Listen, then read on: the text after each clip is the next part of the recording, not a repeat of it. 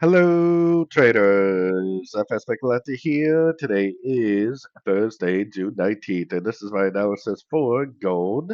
If you haven't done so yet, definitely do check out my free Discord group, which is linked down here in the corner at the end of the video, and make sure to take a look at my website, fxpipcollector.com. Watch the video on my home screen to learn more.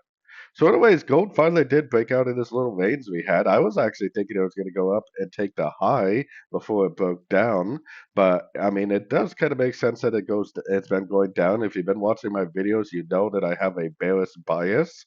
I still have been saying for pretty much all week long that this is likely going to make a 5-3-5 pattern over the next week or two to make a wave Y, which is most likely a wave 4 on the higher time frames. This would be the wave three, a wave four, then eventually back up for wave five.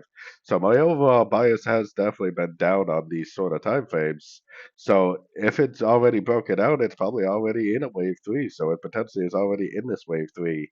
Keep an eye on your Fibonacci levels for areas of support. Those are likely areas where you may see a bounce, but probably more than likely, this is going to keep on going down, finishing off a wave three, probably eventually making a wave four, and eventually making a wave 5.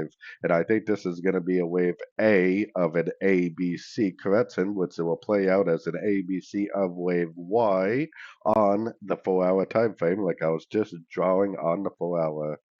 So, anyways, don't forget to like and subscribe. And as always, thank you for watching and happy trading.